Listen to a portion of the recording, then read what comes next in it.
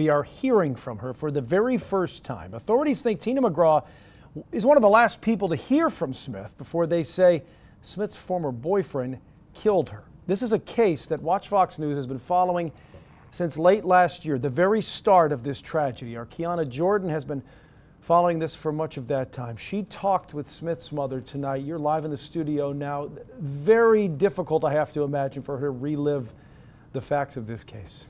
Brian, you're right. For months, Tina McCraw has been struggling with the unimaginable grief of losing her daughter, who she says was not only her best friend, but the best mother to her grandchildren as well. We've talked to her father and her aunt and another relative, but tonight you're hearing from the woman who brought her into this world and was likely one of the last to speak to Smith.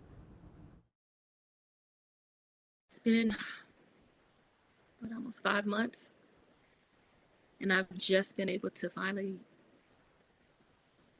look at her pictures.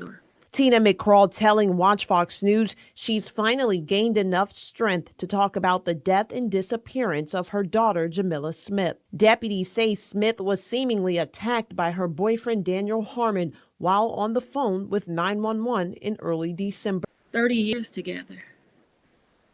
Lots of memories. Lots of plans for the future. I wasn't capable. I had to sit still. I had to find myself. I had to get strength. On December 2nd, McCraw says her daughter was on the way to Columbia from Aiken, but she never made it. On the way there, something had transpired, and we found out that Daniel was in the car with her. He apparently was knocked out on something. He threw her phone out of the car. So she had called us from his phone. Tina says she and Jamilla's stepfather helped her find her phone along the highway using her location. And that was the last time she would ever hear her daughter's voice. And she was planning her escape out.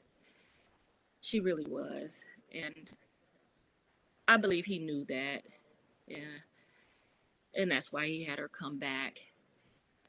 I believe he planned all of this. Tina says she reported her daughter missing after not hearing from her all day and finding out she also never picked up one of her sons from his father. Last July, McCraw says she learned Harmon was abusing her daughter, so family brought Jamilla and her children to Florida. However, McCraw says Jamilla eventually went back to Harmon, though at the time of her disappearance, she had ended the relationship and was back in Aiken County retrieving the rest of her items.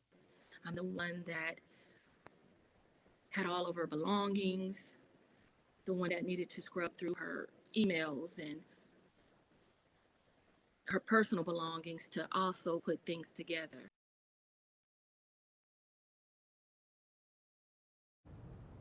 Well, late last week, a second man was arrested in the case. Harmon's cousin, Brian Hampton, was charged as an accessory and had his bail denied. Investigators say Hampton helped with Harmon with transportation, cell phones, and disposing of Smith's remains. Right now, both Harmon and Hampton are being held at the Aiken County Jail without bail. Jamilla Smith still hasn't been found.